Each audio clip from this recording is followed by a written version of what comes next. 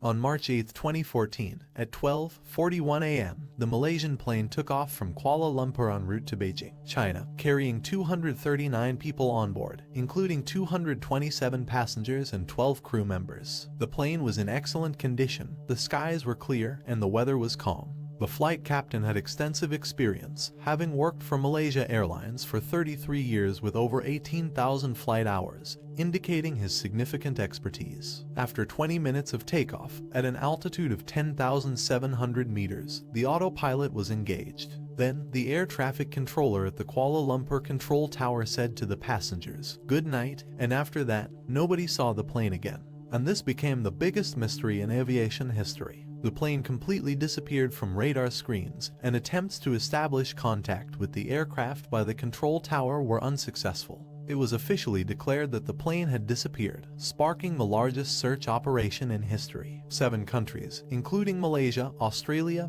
China, and the United States, participated in the search. The search operation spanned the southern sea of China by 34 ships and 28 aircraft. Despite exhaustive efforts, nothing was found. Satellite and radar data, which emerged sometime after the disappearance, yielded unexpected results. They revealed that the plane had changed its course dramatically and was heading southwest into the Indian Ocean. Afterward, the investigators reviewed the aircraft's satellite communications records, because all modern aircraft are equipped with satellite communication units called SATCOM, which allow for sending and receiving signals to and from the Earth. The investigators found that at the beginning of the flight, everything was normal until the plane veered off its course and changed direction, and it remained visible until it reached over the Andaman Sea, where it disappeared. After 3 minutes, it reappeared for a period of 6 hours before disappearing again. It was presumed that after these hours, the plane's fuel would have been depleted, leading to its crash. Subsequently, calculations were conducted to determine the probable crash location. It was determined that the anticipated crash site was somewhere in the southern region of the Indian Ocean, falling under Australian jurisdiction. However, this area was extremely remote in the ocean. Australia then took over the search operation. Extensive searches were conducted in the Indian Ocean, but no substantial findings were made. On July 19, 2015, 16 months after the plane's disappearance, on Reunion Island near Madagascar, a group of individuals discovered a large metallic object covered in shells on the shore. After expert examination and investigation, it was determined to be a part of the missing plane's wing, confirming its crash. The curious aspect was that Reunion Island was far from the search area. This discovery spurred numerous searches along the coastlines of southern and eastern Africa. A total of 31 pieces resembling aircraft parts were found, but only 3 were confirmed as belonging to the plane. These 3 pieces showed no signs of fire or explosion. Subsequent efforts involved satellite use to locate the wreckage, but nothing substantial was found. The search for wreckage persisted for an extended period, lasting over 2 years and costing over $150 million.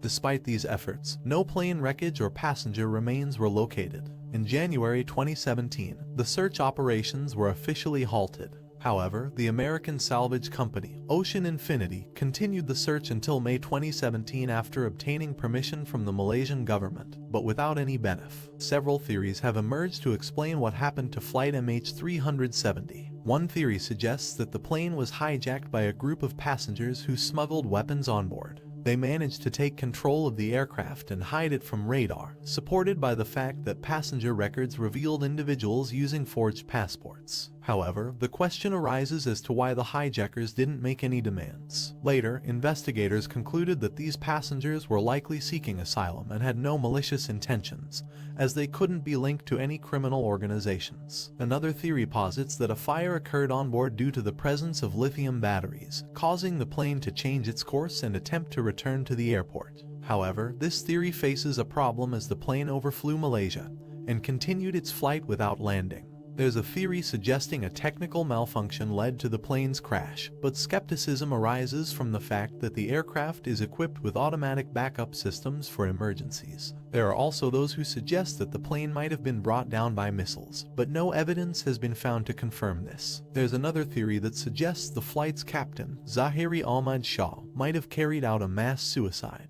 Captain Zahiri Ahmad Saha, aged 53, was an extremely experienced and skilled pilot with a long history of aviation. He had a clean record without any accidents, and no abnormal behavior was observed from him before the flight. But what supports this theory is the discovery that about a month before the flight, he had used his personal flight simulator to simulate a flight over the southern Indian Ocean, which is the same path the plane took when it deviated from its original course. Additionally, it was revealed that he was facing some family issues. There is a theory proposed by an American adventurer who visited Malaysia after hearing about flight MH370 and meeting with the families of the passengers who were missing with the plane. He decided to search for plane wreck. Then he conducted studies and predictions of the possible flight path that the pilot might have taken in the event of an emergency situation for the aircraft. Afterward, he identified potential crash locations and began his search. He traveled to Mozambique and, with the help of local fishermen and their boats, managed to find parts of the wreckage. After presenting them to experts, it was confirmed that they belonged to the missing aircraft.